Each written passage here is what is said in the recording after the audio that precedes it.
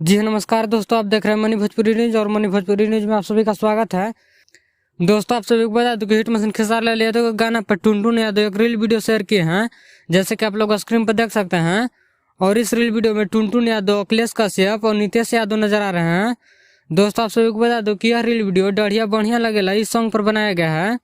अगर आप लोग इस रील वीडियो को देखना चाहते हैं तो अखिलेश कश्यप की इंस्टाग्राम आईडी से शेयर किया गया है, वहां से जाकर देख सकते हैं।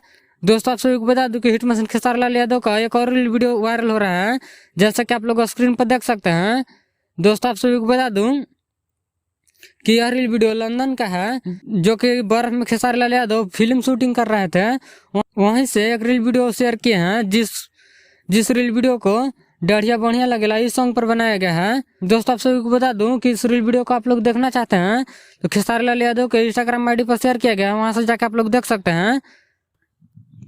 दोस्तों, आप सभी को बता दूं कि सारेगामा हम भोजपुरी से अखिलेश कश्यप का लिखा हुआ गाना बहुत जल्द हिट मशीन खेसारी लाल यादव के आवाज में आने वाला है। तो इस वीडियो में इतना ही। इस वीडियो के बारे में क्या कहना चाहते हैं कमेंट करके जरूर बताएं।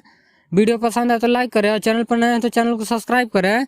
ऐसे ही भोजपुरी की सारी छोटी बड़ी खबर देखने के लिए हमारे चैनल को सब्सक्राइब करें। मिलते हैं अगले वीडियो में, तब तक के लिए जय हिंद।